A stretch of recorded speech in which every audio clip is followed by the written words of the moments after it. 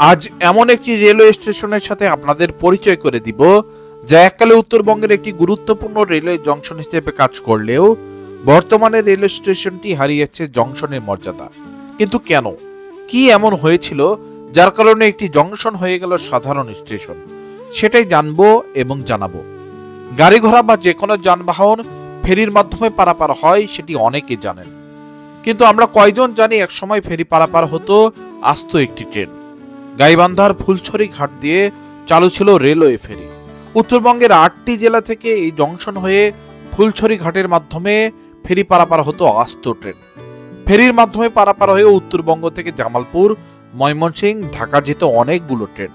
বলছিলাম বনারপাড়া রেলওয়ে জংশনের কথা। গাইবান্ধা জেলার সাঘাটা উপজেলায় অবস্থিত এই রেলওয়ে স্টেশন। বনারপাড়া জংশন থেকে ভরতখালী সেকশনের মাধ্যমে ফুলছড়ি ঘাটে চলাচল করত ট্রেন।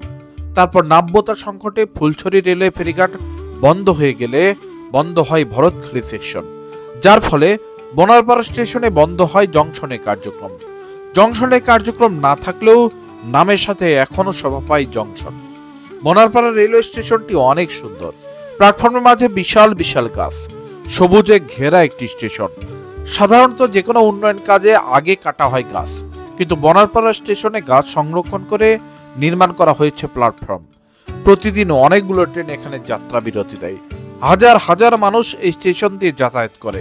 জংশন না হলেও গুরুত্বের দিক থেকে বনারপাড়া স্টেশন এখনো যাত্রীদের কাছে বহুল পরিচিত একটি রেলওয়ে স্টেশন, যার নাম আজও বনারপাড়া রেলওয়ে জংশন।